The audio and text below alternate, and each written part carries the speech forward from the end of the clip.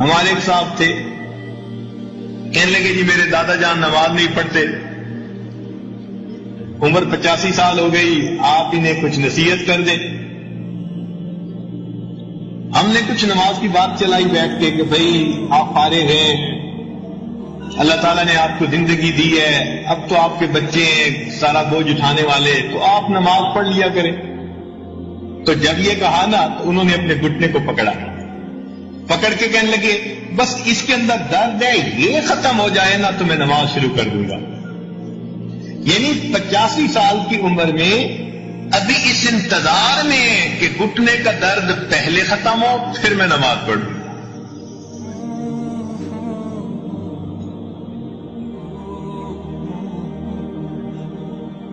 تو یہ دنیا بندے اور اپنے اس کے پروردگار کے درمیان فرق ڈال دیتی ہے۔ اور میرے دوست، لِكُلِّ شَيْءٍ إِذَا فَارَقْتَهُ عِوَضُ وَلَيْسَ لِلَّهِ إِن فَارَقْتَ مِنْ عِوَضِ۔ دنیا میں کوئی چیز تجھ سے جدا ہو جائے تو تیرے لیے اس کا کوئی نہ کوئی بدل موجود ہے، لیکن اے دوست اگر تو اللہ سے دور ہو گیا تو تیرے پاس اللہ کا بدل کوئی موجود ہے۔ اس لیے اس دنیا کو خوبصورت سانپ کہا گیا۔ خواجہ فرید بن عطار رحمۃ اللہ علیہ فرماتے ہیں، زہر دارت در درو دنیا چمار، گرچہ بینی ظاہرش نقشو نگار، زہر ای مار منقش قاتل است، باشد از وے دور ہر کو عاقل۔ کہ یہ دنیا سانپ کی طرح اپنے اندر زہر رکھتی ہے، مگر ظاہر میں سانپ کی طرح بڑی سجی ہوئی ہے۔ اہل دنیا کی سجاوٹ پہ نہ جا، یہ منقش سانپ ہے ڈس جائے گا۔ سانپ ڈس لیتا ہے، دنیا بھی ڈس لیتی ہے۔ سانپ کا سر پورے جسم میں پھیل کر اس کو بے جان بنا دیتا ہے، دنیا کی محبت پورے جسم میں رچ بس کر انسان کو روحانی طور پر بے جان بنا دیتی ہے۔ ہم نے دیکھا کہ کچھ لوگوں کو سانپ کا منتر آتا ہے، وہ سانپ کے دانت توڑ دیتے ہیں اور ایسا منتر آتا ہے کہ سانپ ان کو کچھ نہیں کہہ سکتا، ان کو سپیرے کہتے ہیں۔ وہ سانپ کو اپنی پوٹلی میں لیے پھرتے ہیں، ہاتھ میں لیتے ہیں، گلے میں ڈالتے ہیں، سانپ ان کو کچھ نہیں کہے گا۔ اسی طرح اللہ والے وہ بھی دنیا کے منتر کو سیکھ لیتے ہیں، تو اس کے بعد پھر یہ دنیا ان لوگوں کو کوئی نقصان نہیں پہنچاتی۔ صحابہ رضی اللہ تعالیٰ عنہم نے نبی علیہ الصلوۃ والسلام کی صحبت مبارکہ میں رہ کر اس دنیا کا منتر سیکھ لیا تھا،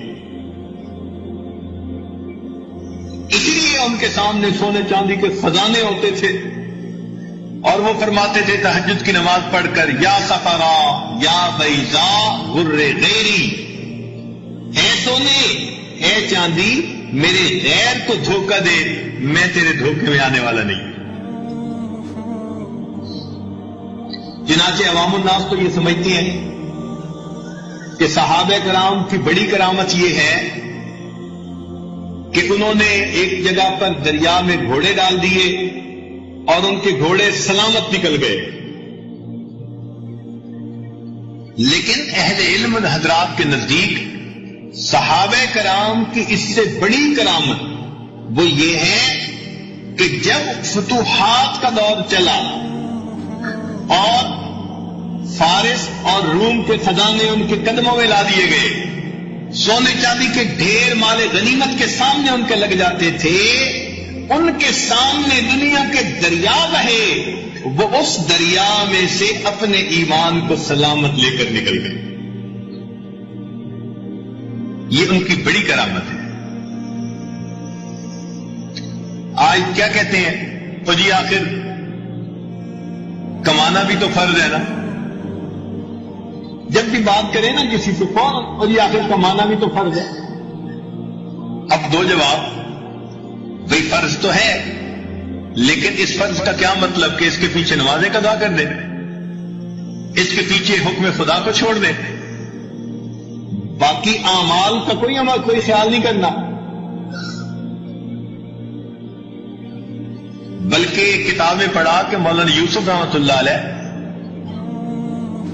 رئیس التبلیغ جو تھے، ایک موقع پر وہ یوں فرمانے لگے کہ لوگ کہتے ہیں کہ دنیا کمانا فرض ہے، اور میں کہتا ہوں کہ ان دنیا داروں کے لیے دنیا کمانا حرام ہے، اور پھر اس کی دلیل دی، فرمایا اس لیے کہ ابھی تمہیں حرام اور حلال کے مسائل کا پتہ نہیں ہے، جائز ناجائز کے مسائل کا پتہ نہیں۔ اس بے علمی میں جب دنیا کماؤ گے تو دنیا کمانا تمہارے لیے فرض نہیں، تمہارے لیے حرام ہوگا۔ پہلے دین سیکھو، پھر دنیا میں آنکھ ڈالو۔